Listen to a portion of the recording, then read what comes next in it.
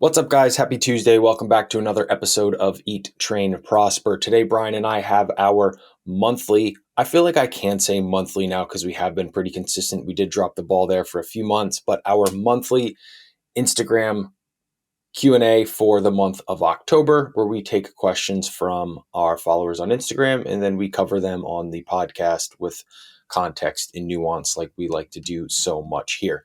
Before we jump into the Q&A, we have a few short updates. Brian, do you want to kick us off? Yeah, I love that we do these Instagram Q&As, and I actually really enjoy them as a podcast host because it's like a really cool way to be able to connect with the listeners in a way that expands beyond like what Instagram can provide itself. So huge fan of that. Regarding life on my end, I was in San Diego. I guess now when this episode comes out, it'll be like 2 or 3 weeks prior, but it's even a week prior from me talking right now. And it was an awesome trip. I drank a ton of alcohol and stayed up to almost midnight, never actually past midnight, which I think was one of my saving graces on the trip, but drank a lot, didn't sleep a whole ton, at least not great quality because I was still up, body regulates me at like 6 or 7 a.m. So a little underslept. Awesome being back though.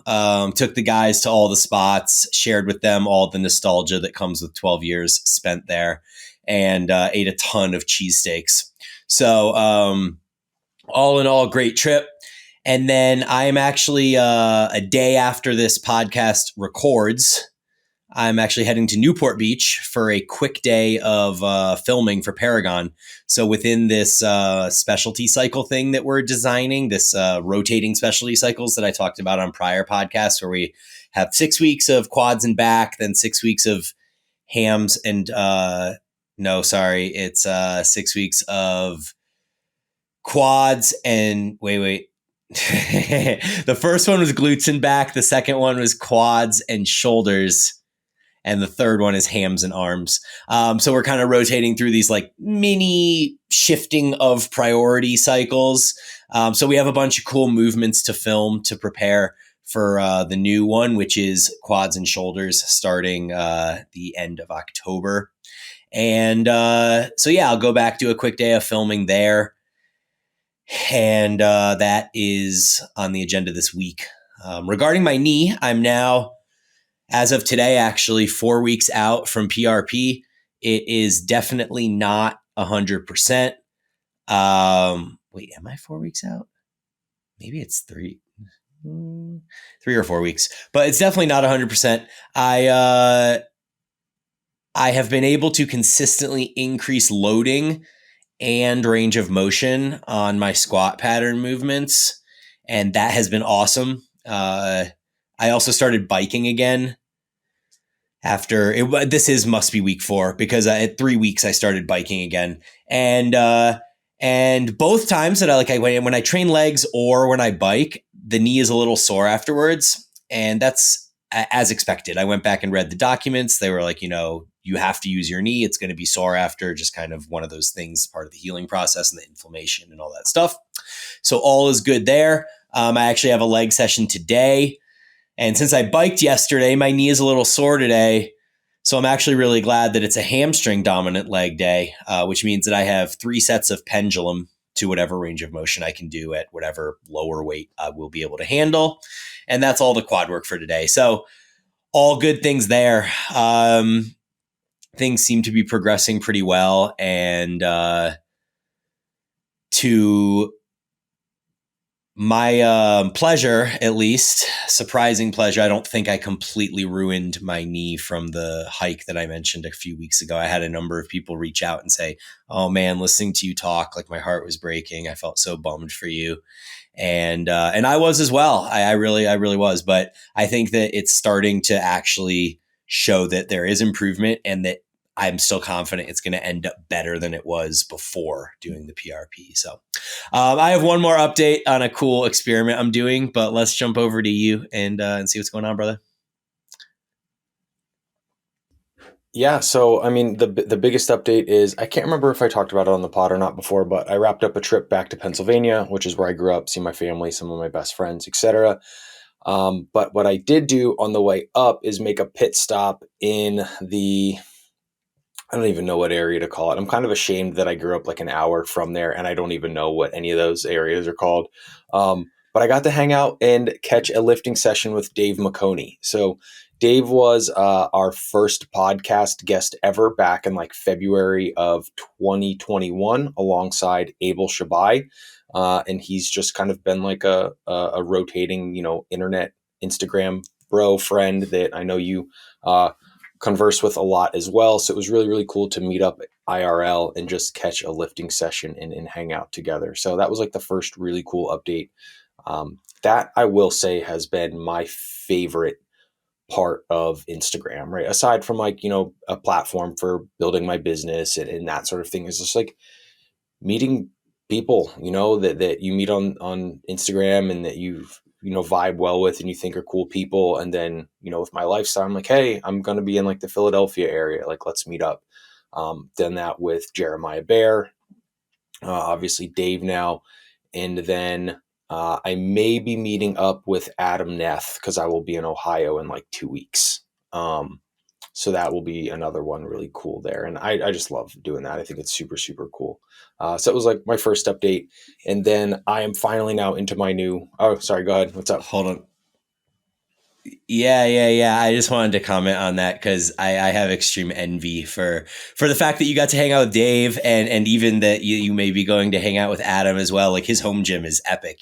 He runs like basically a personal training business out of there, and I love Adam and all his content too. So agree fully with you that Instagram has really been just like this incredible gem inside the frustrating period of the last 3 years. With this cloud of COVID hanging over everybody and making interpersonal relationships really difficult. And Instagram has allowed me to connect with a ton of people, to basically meet Cass and be Jordan. Like Jordan Lips is another good friend of mine too that I've never actually met, but we just connect on Instagram and it's been really cool. So I agree, and hopefully.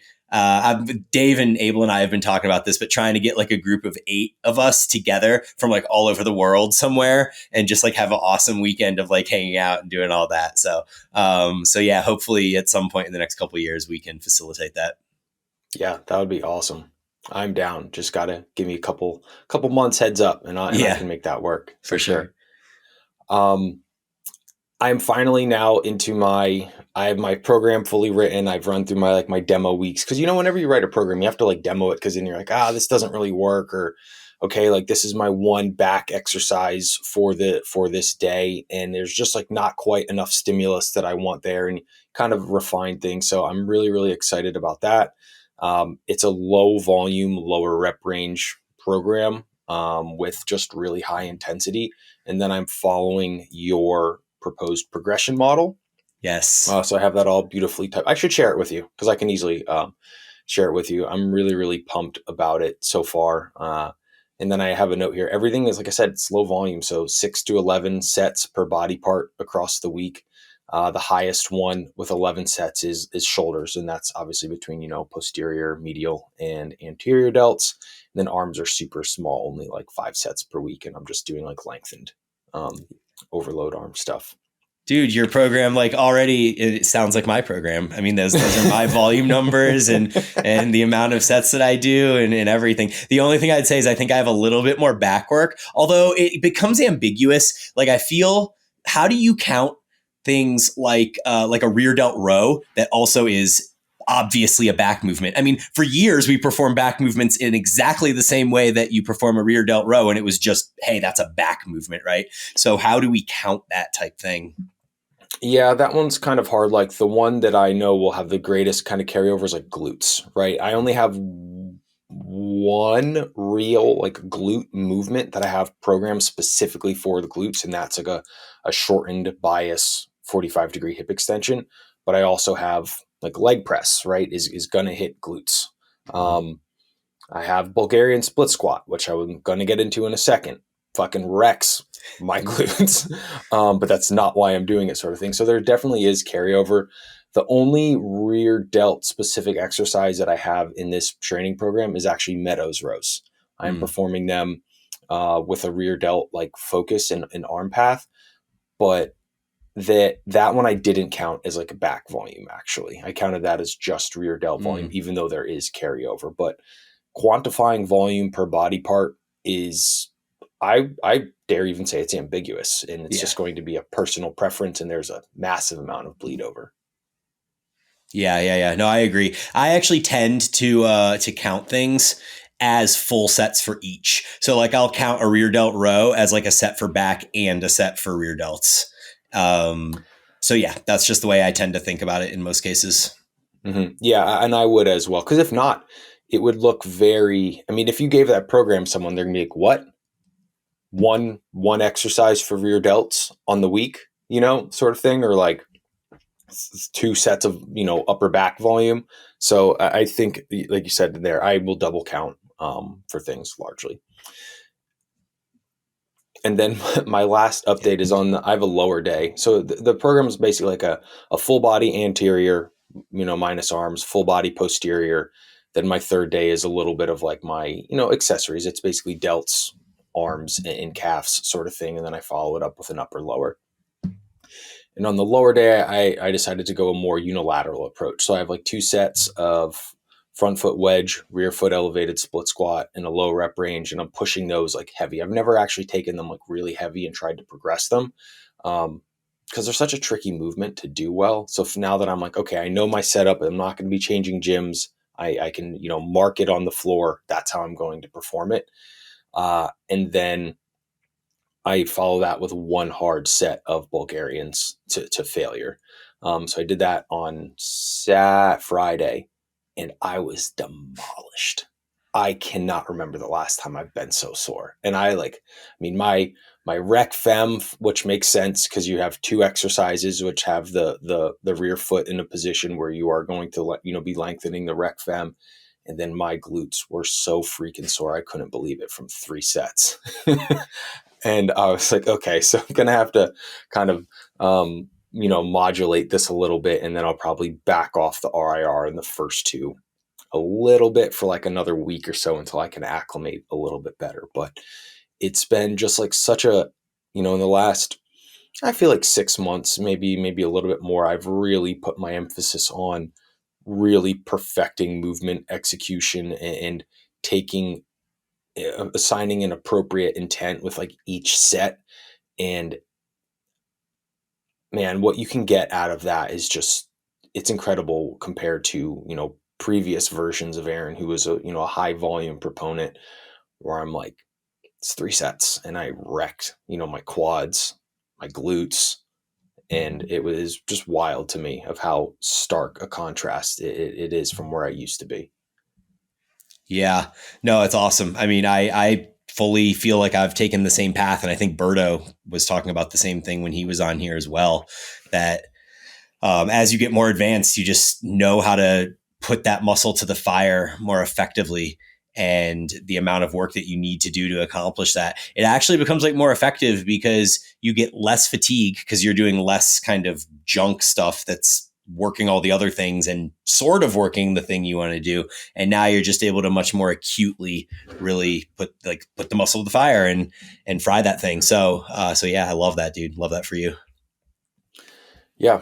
Any other updates from you before we jump in? So my last one is that I have decided to, after much badgering from our buddy Dave McConey, who we were just talking about, I've decided to do a unilateral experiment. So the backstory is that Dave has been doing only one calf for 2 years now. And he has seen zero change. And this comes on the heels of him essentially, he's 16 plus years into training. He's more or less reached within 90 to 98, 99% of his genetic limit. So we also know that maintenance volumes are extremely low. So you, in theory, can maintain your muscle on a lot lower volume than it took to build it. So his calf hasn't changed in 2 years, and he runs on it every day. He walks on it, or walks on it every day, sometimes runs on it. And he like squats and does other things that involve the calves. So maybe that's enough stimulus to maintain his muscle. But the arms are a bit different because you just don't walk on them all day. They're not constantly under load. And I have always been quite unsatisfied with my left arm. Even from a young age of training, I always felt like my left arm was a little underdeveloped. And I even did stupid things like when we first had Bryson, I only allowed myself to hold him and carry him in my left arm for the first 2.5 years, which seemed like a great idea until I got this awful tightness that run through like my trap and rhomboid and into my lat and lower trap. And it literally took like years for me to work it out because it was just this dumb thing of every time I'm going to pick up this like 13-pound thing and hold it all day long on one side. But my left arm never aesthetically got to the same as the right, no matter what. And so in this experiment, what I'm going to do for the next 6 months is any of my programmed arm work, I'm only going to do unilateral with my left hand. And my right arm is still going to do like compound movements and stuff like that so I can train my back and chest and shoulders. But for any direct arm work, it's just going to be left. And so far, I am 2 sessions in, so like 4 or 5 days total. And I've done biceps once and triceps once. And it's a really weird kind of off-putting feeling to have a massive pump and fatigue in one arm and feel like completely fresh. Like you kind of feel like a mechanical robot of some sort. Like one arm can lift up and do things and the other arm is like this stupid numb arm for 20 minutes. But you know, I'm excited to see what happens and see if at 40 years of age with 25 years of training experience, if training my arm even matters. Because here, like, okay, I start at 17 inches for my right arm and 16.75 inches for my left arm. Not a huge discrepancy, a quarter of an inch. It's actually smaller than I thought. And I also have DEXA data from a month ago where my right arm was 12.2 pounds of muscle and my left arm was 11.8 pounds of muscle. So a little less than half a pound difference. And both arms had 1.7 pounds of fat on them at the time. So, I mean, both of those, the size of the left arm and the muscle mass difference do show that the left arm is a little underdeveloped. So it makes sense. But what I really am the most curious about is whether anything wrong, like if I lose anything on my right arm. And here's where I'm going with this is that imagine if I go 6 months and my right arm doesn't change at all. That potentially would warrant me being able to just not train arms and take all my arm volume and just put it elsewhere so I can grow my legs and my shoulders and other muscle groups that might be more important without actually sacrificing any arm gains. And if my left arm doesn't grow at all, so let's say there's 2 options, right? My left arm doesn't grow at all, so that would facilitate that same kind of result. Or my right arm doesn't lose anything, and that would also facilitate the same type of result. So really, there's only one way that would warrant me continuing to train arms, and that would be if, well, I guess 2 ways. Either my right arm loses size or my left arm gains size. But anyways, I think it's a cool experiment, and the first time I've done anything like this. And at 25 years in, I think I may do more stuff like this depending on how this all turns out. Yeah, I like that. That was going to be my sole kind of note here is like, let's make sure to get a DEXA at the end. Cause I remember you had a DEXA not that long ago. And I mean, there's your data right there.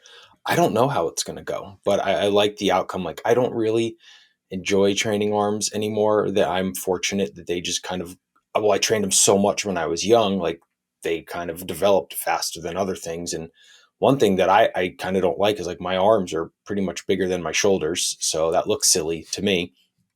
So I would, yeah, love to do something where I just kind of like stop training them, or maybe I do like 1 or 2 supersets of just like something really simple per week just to like maintenance volume and move on and spend that other time and effort on things that I do care about. So Yep. I'm interested to see how this transpires over the next 6 months, and kudos to you for the dedication on this. Thanks, dude. Yeah, we'll see how it goes. It's kind of been so weird, you know. All right, should we Yeah. jump into the Q&A? Yes, let's do it. All right, I'm going to drop this first one over to you. It's a nutrition-based question. Perfect. During a reverse, calories go up, cardio goes down. Increase calories fast or weekly. Is this good? So the thing here in I will be, Oh, I would, can I add one thing real quick? I forgot one go piece of ahead. this question when I copied it from Instagram. I believe he put after cardio down, I believe he put kilograms down as well.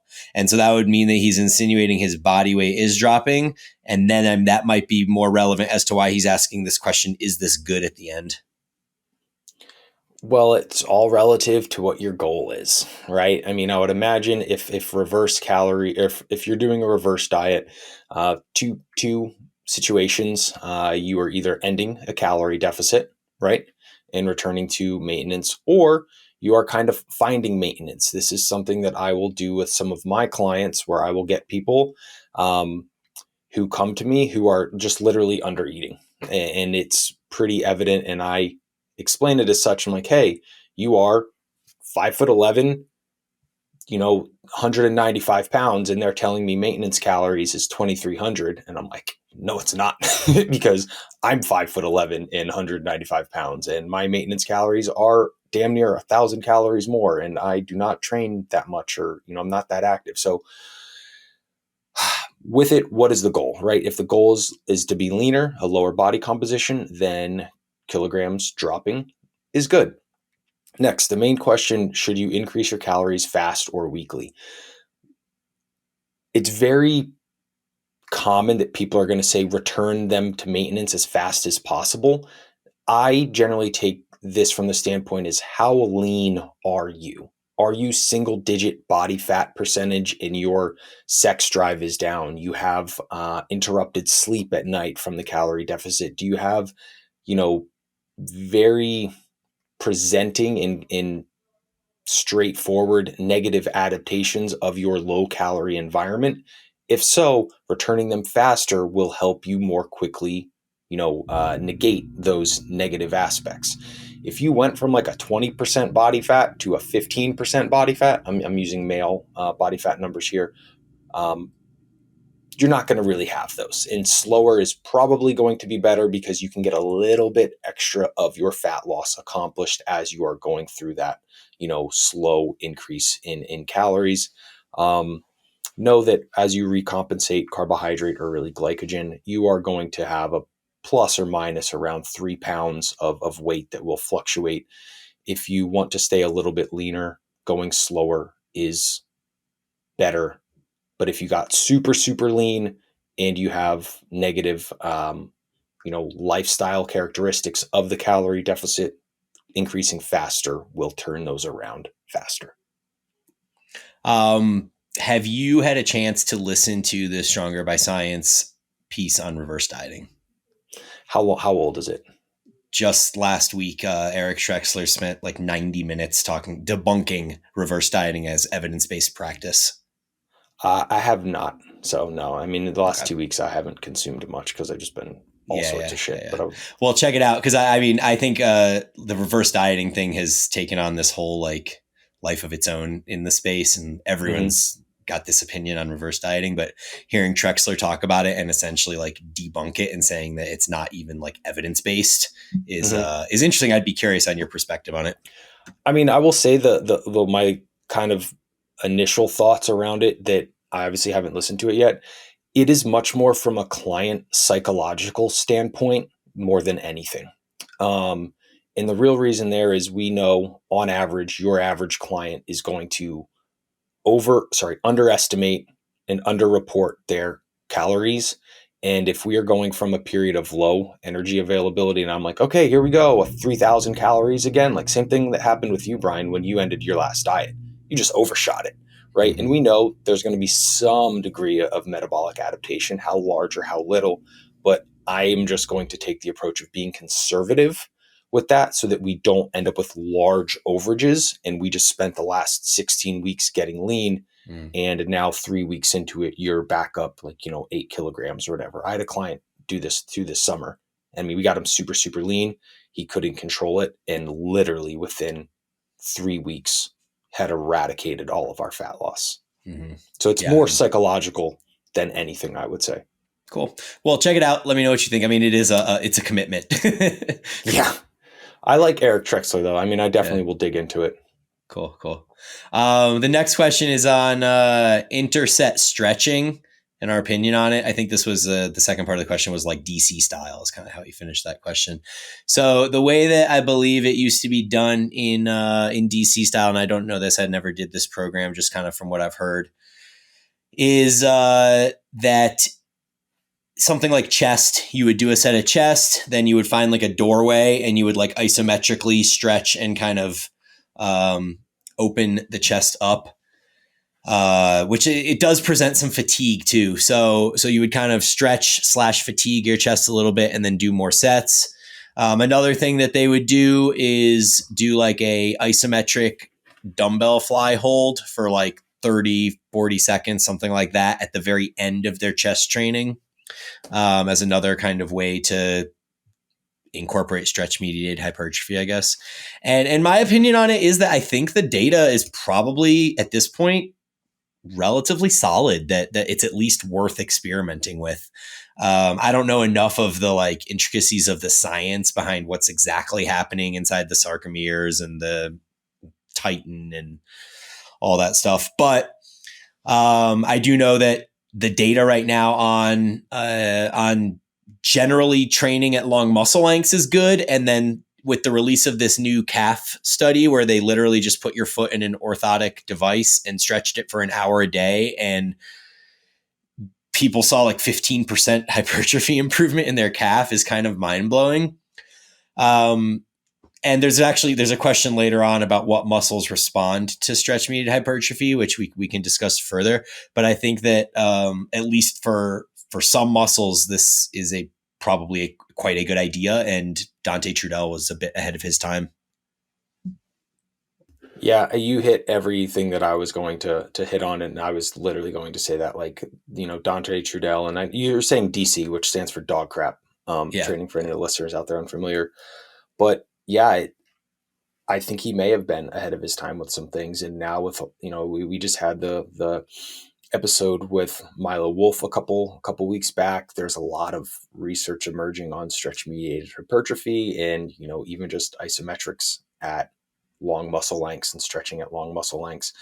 With interset stretching, it may take, a long amount of time for some of those benefits potentially to actually become tangible, because you're only stretching for, 15 seconds between a set or something like that. But I don't think it can hurt by any stretch of the imagination. Yeah, I think the one potential caveat, or to play devil's advocate to myself, that I would say is that if you're doing like a bench press and then you go over and you do interset stretching for your chest and go back to the bench press, you are not going to be as strong on the bench press. And I don't know, that comes back to the old question of like, what is mechanical tension? Is it the actual amount of weight you're lifting, or is it what the muscle feels? Because if it's like, hey, I was benching 250 pounds and now after interset stretching, I can only bench 210 for the same amount of reps. One person might argue that, well, you're going to gain less muscle because you're lifting less weight. The other person would argue, hey, my chest is more fatigued now from the stretching. So what my muscle knows as a dumb piece of meat is just the tension that it feels. I tend to align with the latter. Like, I kind of think that your muscle doesn't know if you're lifting 250 or 210. It just knows, hey, I'm at failure or close to failure or whatever. But I'm not like super confident that is 100% accurate. Yeah, I feel exactly like you do. I'm going to, defer to the latter, but my confidence in that isn't high enough to where I would like recommend someone, hey, you should do X. Yep. Cool. All right. I guess you want to hit this next question to me? Yeah, let's do it. So the next question is, how do I know that I am under recovered for a specific body part, and what do I do about it? Yeah, that is an interesting question, because I feel like under recovery, I don't know in most cases that you're just going to be under recovered for one body part. I think that in most cases, you're going to be systemically under recovered.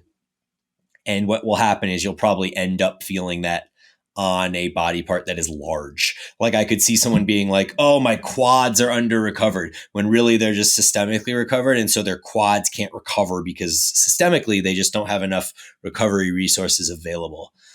whether you're not like sleeping enough, getting enough food, stress is too high, things like that.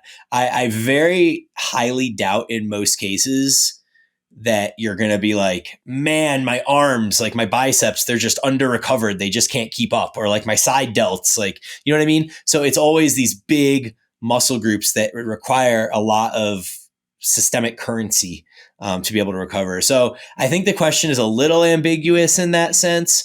But I think the answer, regardless, is that you have to just look at whether you're progressing.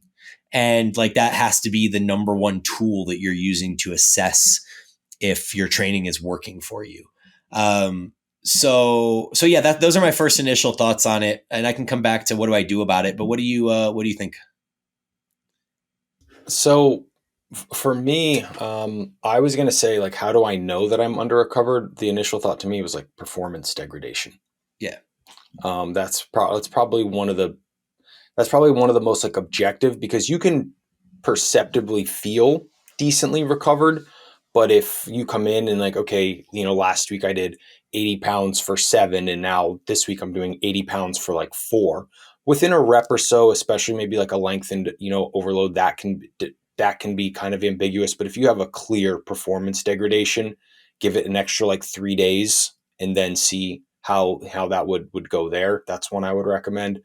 Um, I guess I will jump into like what can I do about it. Mm-hmm. One thing that you didn't touch on, Brian, that I thought of: what does your exercise selection look like? I was literally yesterday reviewing a program for a client, and it had like a whole bunch of supersets and drop sets of lengthened overload movements. And like, let's say for chest, your chest exercise is like, okay, I have flat dumbbell bench press, and then I'm drop setting it and supersetting it with like incline barbell bench press with drop sets. Like, you're gonna get sore as fuck from that, because you're doing drop sets and supersets of a lengthened overload, Mm-hmm. movement. If you just by how maybe whoever wrote your program or you wrote your program, let's say for like you have a lot of rows and pulling stuff, backs, which is going to be, or lat, I should say, it's going to be a lot of shortened overload. You're probably not going to get too sore. But if your chest is all lengthened, overload stuff with drop sets and shit, like your back's gonna recover faster than your chest, because you are training your chest at much more, longer lengths and for higher intensities. So that's the part that I thought of there, is like, what does Yeah. your exercise selection for that body part look like? Yep. No, I agree completely with the exercise selection. That was going to be one of my things to do about it too, because if you're not recovering for a body part, yeah, I would look at like the movements you're choosing, right? Like leg extension. If you're trying to train your quads and your training is all made up of hack squats and pendulum squats and leg presses, stuff like that, then yeah, you should probably exchange some of that volume for some leg extensions, and maybe you can get a little bit more out of your quads there. Yeah, so I think like to your point about progression, that is exactly what I was getting at as well. In that, if you're improving, then your body part is not under recovered, and if you're not, then it is potentially. And it could just be that you need a deload or a few days off to kind of reset and recover. It could be that you need to dial back intensity. It could be that you need to change exercises. A number of different things you can look at there. Okay, next one I'll kick over to you. Where do you look for meal and recipe ideas? This one's interesting, because I really don't. I will say the way that I structure my eating, the way that I structure eating for clients, is a primary protein source, starchy carbohydrate, and vegetables. Right, simple scales. Whenever I am trying something new, like for instance, this weekend I made some um, al pastor pork tenderloin in the instant pot. I look up for like a basic recipe to give me my structure, and then I modify it for like fat contents, things I'm not going to put in there, and I'll just hit Google for that and see. I'm just not a big recipe and meal person, and the real reason there is, 9 times out of 10, when I'm looking at recipes and stuff for clients, it's all for pretty much fat loss or maintaining, a caloric adherence. And 99% of recipes out there are going to be for like flavor and have a bunch of bullshit in them. I shouldn't say bullshit, have a bunch of calorie containing ingredients that don't add to satiety or nutrient content of a meal. So, Yeah. I'd never look for meal or recipe ideas. I can't even imagine like thinking of the last time I did it. It might have been in high school when my mom was like, here, look at this recipe book and like cook, you know, like literally every meal I create is a protein source, a starch source, and either a fruit or a vegetable. Most of the time fruit, sometimes vegetables. But that's literally like the construction of my meal. And then you throw some garlic salt on and some pepper, good to go. So that is how I prepare meals. yeah. Okay. When should someone begin including adductor training? Aaron, do you train your adductors? I will at times. The thing is, if you were to look at my leg development, and this just came from like years of how my squat pattern, your squat, what's the word I'm looking for? How you squat. Yeah, how I squat, like my foot positioning, like my adductors would grow way better than my quads did from squatting. So inherently, I got lucky there, I guess. Sometimes I will use the adductor machine on a leg day. It is a very strange pump sensation when you have an adductor pump, but it's a really, really easy low hanging fruit that you can just rep out in like the 15 to 25 rep range. There are times where I might get like a little bit of like an aggravated adductor, and because that adductor machine is a shortened overload, I will do it just to get some extra blood flow and bring nutrients in there as a recovery tool. But maybe if you are doing like a very big leg specialization, or maybe you squat with a very narrow stance, that's how your hips feel most comfortable, then it could be an appropriate time to directly bring in some adductor work. Yeah. I was going to answer it very similarly. And maybe the answer is never. Like it could be that you train for your entire life and never train your adductors directly. And most of that is because when you squat, you get a ton of it. Split squats annihilate my adductors. I mean, split squats and lunges, when you get that kind of longer step, not the short like quad dominant step as much, but the kind of longer step where it really stretches almost like up to the groin kind of. Those just mash my adductors. And they also get your glutes and your quads and all the other good things too. But I pretty much agree. Like, unless you're a professional or a bodybuilder, not a professional bodybuilder, if you're a bodybuilder and that is a weak body part for you, then you probably should train it. And if you're just a general fitness enthusiast looking to gain muscle and you're many, many years in and you think maybe you could gain another pound or half a pound if you include something like adductor training, it's like training your hip flexors and stuff like that. Like maybe it's low hanging fruit that just has never been trained directly. So you could gain a couple ounces of muscle if you begin training your hip flexors or your hip rotators, or like some of these weird little muscles that we learned about at N1 that no one actually trains. But yeah, I think for most people that are just looking for an aesthetic physique, the adductors are going to get trained just fine through general squat and split squat pattern movements. Yeah. And RDLs for that matter. Oh yeah. Yeah. So the next question is the one that I alluded to earlier about what muscles tend to grow better in the lengthened position. And like, to be honest, my intuition tells me that they all do at different levels, that some are going to grow better than others. I know that Paul Carter is big on this bandwagon of the biceps and triceps do not grow more from long muscle lengths. And he cites the length tension relationship. I guess how long the sarcomeres get at the stretch position. I don't, I, I think in something like this, like you kind of just have to think critically that within the way that these pulleys work in our body, I think it's very obvious that things like quads and hams do tend to respond better even to it.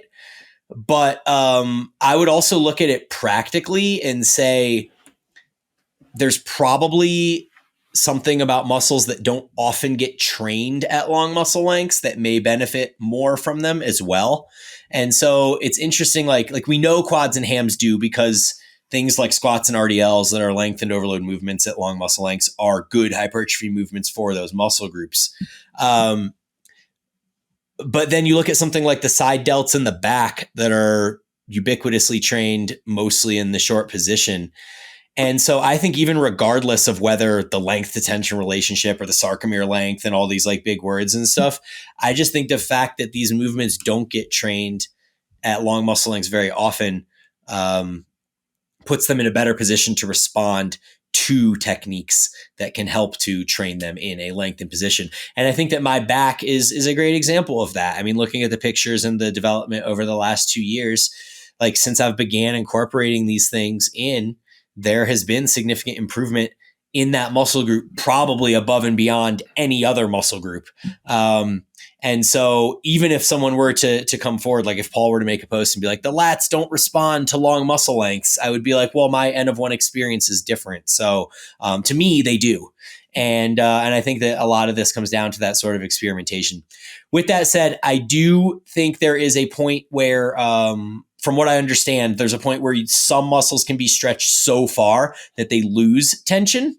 And I think we've all kind of experienced this too, where maybe you take a chest press so deep that there's actually no leverage to get back up from there. And so you want to go deep enough to stretch the muscle, but not so much that you actually lose the ability to apply pressure. Another example that I would think about would be in a like face away cable curl. You could have your arm go so far back that you actually can't initiate the forward without bringing your shoulder into it because your bicep is in such a poor position. And so I would think about, how far do I really need to take these muscle groups? Like where is the fully stretched position for that muscle? And it may not be like as lengthened as you might think it is, if that makes sense. No, it does make sense. Cool. Any thoughts on it? I mean, no, I think you covered that really, really well. I feel I'm hesitant to open my mouth around things that I do not really, understand the science as much as someone like Paul Carter does. But to me, it just seems like you said, think critically. If some muscles respond best to lengthened, position, we understand that. Like I am in the camp of it seems kind of silly that all of them wouldn't, assuming that their levers and stuff are still in a there is tension in that lengthened position. So that's personally what I'm doing, even with biceps and triceps. Like I said earlier in the episode, I'm doing lengthened overload stuff with my small amount of arm work. Cool. No, I dig that. I like that. Next question, Aaron. What are your favorite movements to add thickness to your back? This one is always really interesting to me. I feel like this is a very kind of old school bro bodybuilder-esque thing. Like, oh, these are movements for back thickness. These are movements for like back width. And it might be rooted in just some oversimplified descriptions of, obviously lat is going to be something that will add some width to you. Something like, rear delts or I guess lateral delts. I mean, will technically add some width to your back from like a back photo sort of thing. But I mean, I don't know. Can I kick this one over to you first? I feel like my initial. Yeah, go ahead.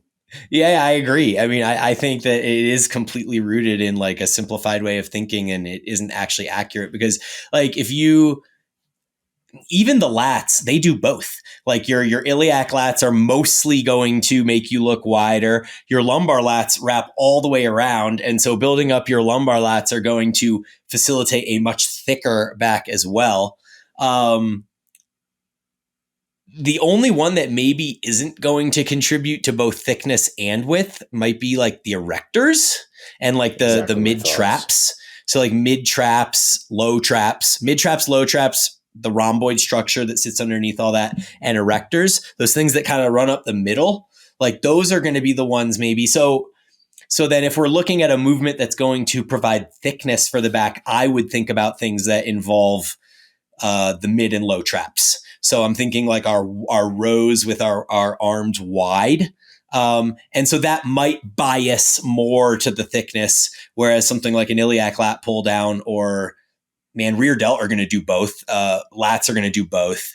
So yeah, mid trap, low trap, rowing movements with wide elbows. For me, the one I'm really enjoying right now is a chest supported cable row at horizontal height, where my arms come out at about 60 to 70 degrees. And I initiate the entire movement by trying to pinch together sort of that mid-lower trap area. And that's what drives kind of the ascent and then the stretch position that I sit in. At that position, I just kind of hang out there for a second or two and feel that stretch throughout the mid upper back. And so if we're going to get granular about it, that would be the way I describe that. But I think in most cases, both are both. Yeah. The only thing that I would maybe, touch on a little bit more is the spinal erector work. So, maybe if you wanted to add some hyperextensions on like the 45-degree hip extension, or obviously maybe slightly changing your performance of your like RDLs and things like that to maybe a little bit more of a bent knee position. But yeah. Yep. Did we talk about zone 2 cardio on here, or was I doing that on someone else's podcast? Do you know if we we've done touched this? on it briefly around us beginning to like add some of it and that sort of thing, but I think we can dig into it. So this is the next question is just thoughts on zone 2 cardio. And so, I think so. Zone 2, I think what I was saying is that it's based on a heart rate metric. And so depending on how out of shape you are, zone 2 cardio could literally be going for a brisk walk. For people that are in shape, zone 2 is going to be higher than that. It's going to be like a slow jog or like a slow bike ride or something along those lines. And so I am a fan of zone 2 cardio. I think if you would have asked me a year and a half or two ago, maybe even a year, I probably would have been a little more down on it and said that there would be some negative effects related to concurrent training, and that potentially doing zone 2 cardio could have recovery impacts on your weight training, basically your ability to recover and progress your lifting. But I'm allowed to change my mind as the science evolves. And so at this point, I think that I would still recommend people keep their cardio as far away from weight training as possible. Like I would certainly in an order of hierarchy, I would certainly not do cardio and then lift immediately after. I would definitely try to do lifting at one point of the day and then cardio either at a different point of the day or on a different day. And then as like a middle kind of, not the best, but could work, is you could do your lifting and then you could do your cardio relatively shortly thereafter. But I do think there is a hierarchy of how you can make sure that cardio has less impact on your training in the long term and short term. But I do think zone 2 cardio at this point has been shown pretty confidently to be of benefit. And for some people, it actually can have like restorative, recuperative type abilities like the zone 1 cardio does, where you're getting yourself into that parasympathetic. I always screw this up. Parasympathetic, right? Yep. Yeah. Parasympathetic state. And so yeah, I'm a huge fan, and I incorporate it, and I don't really have a problem at this point with anyone else incorporating it, as long as you're kind of taking into account the necessary concerns around nutrition that need to go with it to help recovery. Yeah, I would say I have become more of a fan, and I mean, as much as I'm trying to not think this is the reason, I do think it has to do with like aging a little bit too, and just realizing like we're not, when you're like 21 and you're pretty much invincible and time doesn't move, and then you blink a couple times and 16 years go by and you're like, oh fuck, time has moved. Yeah. It does kind of start to bring in some new insights into your life, and that's something like, to me, I only see a benefit from improving cardiovascular endurance. And the thing there is don't let your thoughts of like zone 2 cardio, don't try and make it fit in a box that it has to be like on a treadmill or a stair climb. Or like one of my favorites is like, I'm going to go hiking. Right. And Mhm. the real reason is I want to get outside, spend time in nature. I want to climb mountains. Right. And that's just a little bit of like a boyhood, like ism, I think, that is really integrated in so much of us. And that's like an activity. I want to go climb mountains because I want to climb mountains. The zone 2 is happens just to be a part of that. And you would probably even push into zone 3 um some as well, but those are just things that don't like, if you can make it fun, by all means do it. Just understand where it fits in the greater scheme of things. If you are super deep in a calorie deficit, do not overdo it because of the opportunity cost of recovery capacity of how that may impact your training sessions, that are going to overwhelmingly be more important for your physique and those sorts of things. But I don't see any reason to not purposefully include it in some meaningful capacity. Yep, yep. And then even to expand on the caloric deficit piece, with all of the data we have now on energy compensation, that it's so much more severe in a caloric deficit. Like you could do 45 minutes of zone 2 cardio and not even burn barely any calories from it. Like you could think you're burning 400 or 500 calories and actually be burning 200 because of the energy compensation that's going on. So just something to be aware of there too. It's just kind of not worth it in those states. Yeah. Okay. Cool. The next question. Okay. Yeah. You can read it to I'll me. kick it over to you. Our best tips to manage fatigue. Yeah. I think this is really a matter of making sure that you have your ducks in order. And it's kind of like a cop out response, but you're sleeping, you're eating, you're keeping your stress low, you're doing all those things that you need to do. And then making sure that your training isn't too much. I don't exactly have a ton to say beyond that. What about you? Yeah. So, I mean, making sure some things like sleep is going to be one of the best ones for that.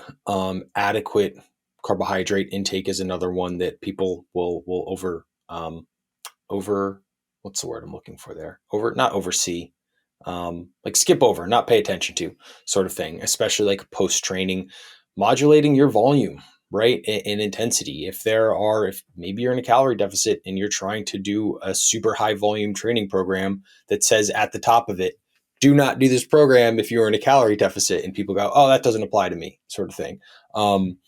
That's another one there. How much caffeine are you taking in, right? Is it super, super high? That's one that I will start with new clients, right? If someone's taking like super high amounts of caffeine in pre-workout and all this sorts of shit, and they're reporting like low energy levels, that's one of the first things I'm going to pull. And really managing the other stressors in your life and not trying to stack too much shit on top of each other. So Yeah, yeah, I like that. I like that a lot. And then I also just thought of this while you were talking, but I love, like, it's specifically in the microcosm of one training session or a group of training sessions. I love just not listening to amp up music for whatever reason. That like going into sets with like amped up mental state and psychological arousal and stuff like that. I find that to be so fatiguing. And Greg Knuckles actually was talking about this on a Stronger by Science the other day, saying that like, you generally will want to train in a state where like psychological arousal is not necessary because the central nervous system fatigue that comes from psychological arousal is like a very real part of fatigue in training, which most people don't think about. Like you generally think about like what is the physical cost of doing these, but the psychological cost is quite large as well, which actually fits into my narrative of, I always talk about my need to deload is almost always psychological. And I think that is something to keep in mind too when you're training is don't make every training session like you're going to war. It's not like Braveheart. It is literally like, hey, how can I chill out and find my like almost zen place going into these sets so that I can keep as much of my central nervous system alertness kind of suppressed a little bit. that one is interesting. I need that music to enjoy myself in the gym. Like I don't know why. If music isn't fast enough, there's a certain tempo of the music I need to listen to in the gym. I'm like, this isn't fast enough. I'm Hmm. going to go to sleep here, sort of thing. So that's really interesting where I just feel the complete opposite. Cool. Well, yeah, And to that's it. each It's their just own. like N an of one. enjoyment thing. Yeah. Yeah. Hmm. Well, the next question is kind of a joke question, but what am I going to do with all my free time by not training my right arm? And I actually save no time. It's really unfortunate because I'm still doing the exact same amount of sets. It's just instead of doing it with two arms, I'm doing it with one arm. So yeah, sorry to not give you a really cool response there, Laura. All right. Next question I'll kick over to you. As a natural athlete, should we be wary of taking advice from enhanced coaches or advice from coaches who work mostly with enhanced athletes? So, and if I'm going to pick one word to describe this, I would say no, because a majority of your coaches are going to come up through some degree of natural ranks, have probably competed or done things at that level, and then progressed once they had found themselves just getting bored of it or looking for the next step. What I would say is the biggest piece of advice I would say is if you are going to work with a coach who works primarily with enhanced athletes, is you need to temper your expectations because all their other clients they're posting, I shouldn't say all, but a degree are going to be enhanced, and the reality of it is I don't want to use the term less impressive because I feel like people may kind of get offended by that, but your rates of loss, rates of gain, and how good, I'm using air quotes here because that's subjective, your physique is, it's just not going to be as good as if you were enhanced like those other athletes. And that I would say is the biggest thing is in tempering your expectations there.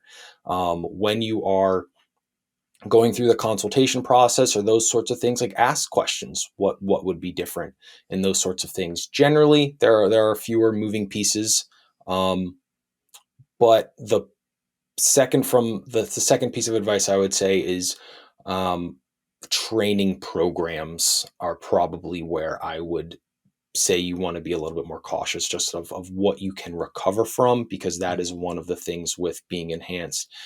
Your recovery capacity is just significantly higher there. Yeah, that's really well said overall. I think that in most cases, a lot of the information is accurate, whether you're enhanced or not. Some enhanced coaches, maybe I feel, have lost touch with what works, maybe. And what I mean by that is that, like, when you're a natural and something works and you actually get results from it, you know what it was that caused you to get those gains. If you're enhanced and you get gains, it's a little bit nebulous as to exactly what it was. Like, was it the training that you were doing, or was it the drugs you were putting in your body at that time, the actual concoction and different substances and amounts of substances that you were using? So I don't know if that necessarily matters. Like, at some level, like, whether you got gains or not, like, that's a you thing. So even extrapolating out from a natural coach and being like, well, this guy said lengthened movements worked for him. Um, like, if you're a natural person, you can be like, well, they worked for me, but they may not work for you, type thing, right? Or the 8 to 12 rep range is really the one that worked for me, type thing. And it's like, that doesn't necessarily mean that it doesn't work for you. It's just, hey, that worked for them. And so just being aware that there's just more variables in there of different things that could work for them. So like the 8 to 12 rep range is great advice, but maybe for you, it's the 10 to 15 rep range or the 15 to 20 rep range or whatever. And that can be despite whether someone's advanced or not. So I don't know if that made sense. It's just like the message can get blurred as to what exactly worked and why.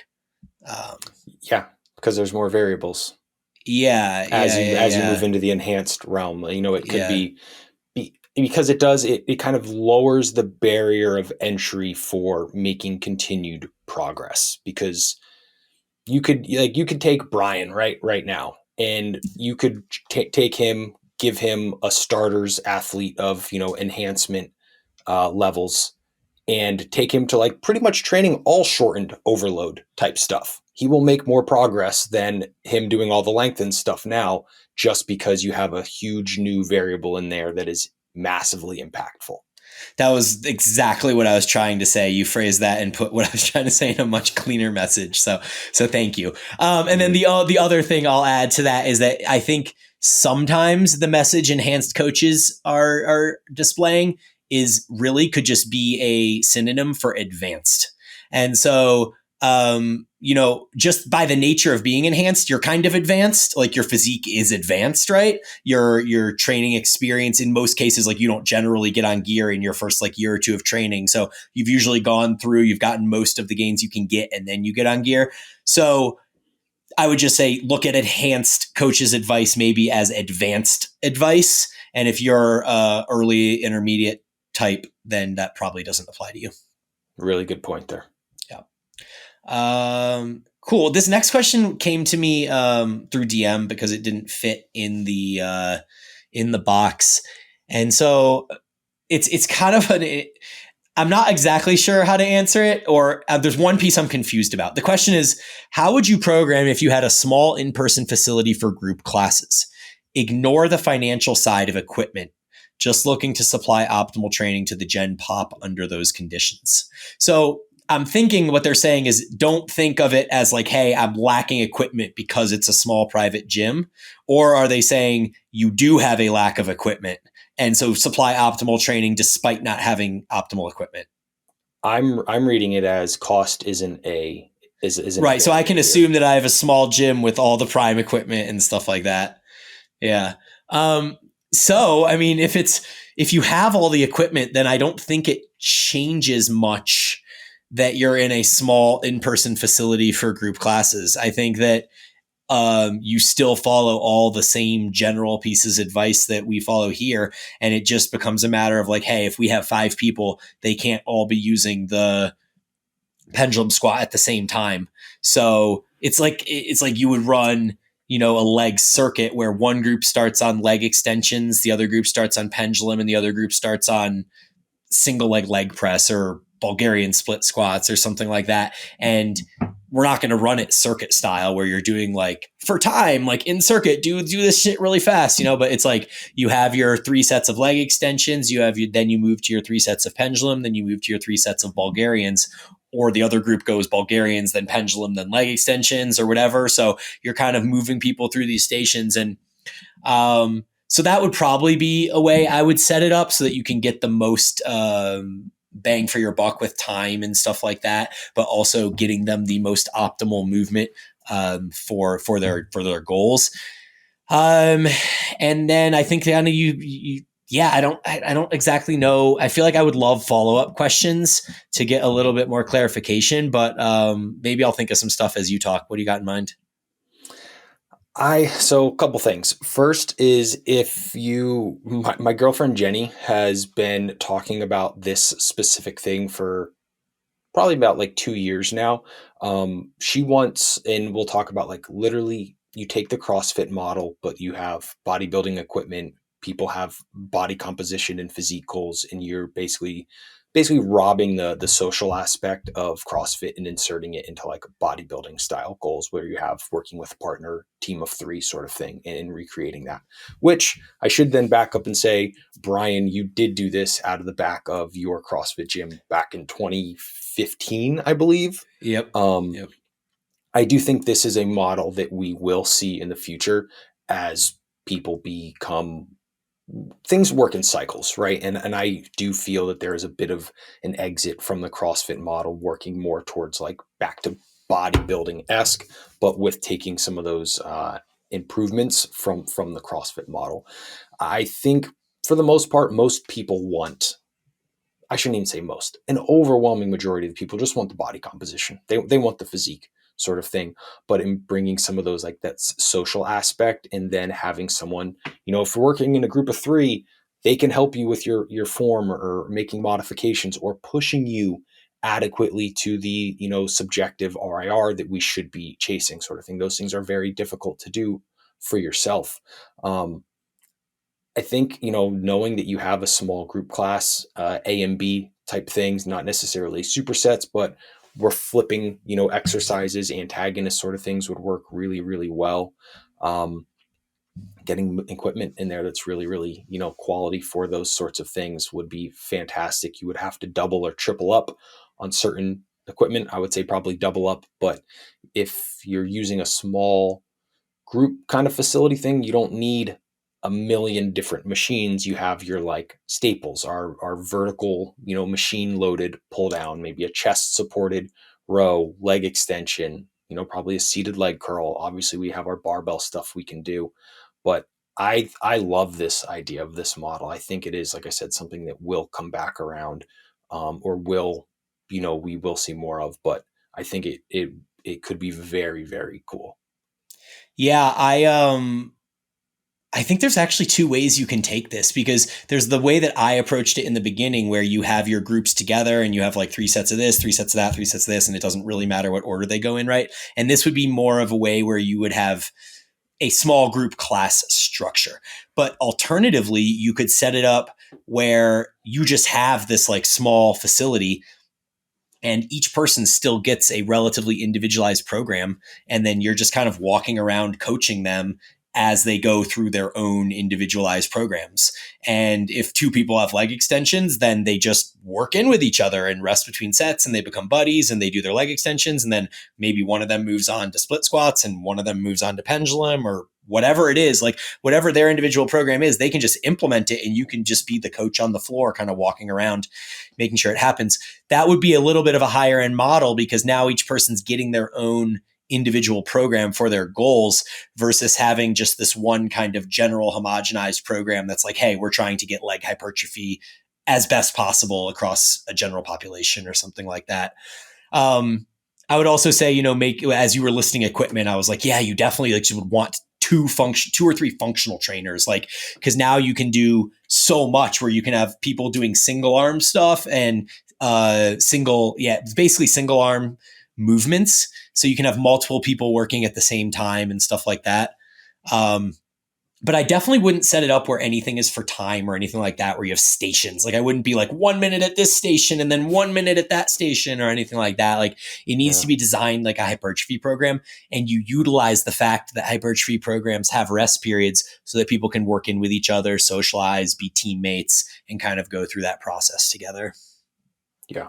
Yeah, I think those are really helpful additional tidbits, especially around the two not modalities, two angles you could take. Right, anytime you're writing a group program, you have to make assumptions for the largest majority of the group, or if you wanted a higher kind of tier option of custom programming, that would be another really good route that you described there, Brian. Yep. Well, that is all of the questions for today. We do have one that we didn't touch on that we were thinking was going to take a little bit longer. So we're going to move it to the beginning of the next episode, which is our all-time favorite movement for each muscle group and why. And we actually did an episode with this premise a long time ago. And we were giggling, or I was giggling. I don't know if Aaron giggles. But I was giggling before the episode about the fact that some of the movements that I listed at that time as being my favorite movements, and how maybe some of them have changed. So just wait till next episode, and hopefully we'll have some cool insight on that for you guys. We definitely will. Anything else to add on the back end of this one, Brian? No, that's it. Cool. As always, guys, thank you for listening. Brian and I will talk to you next week.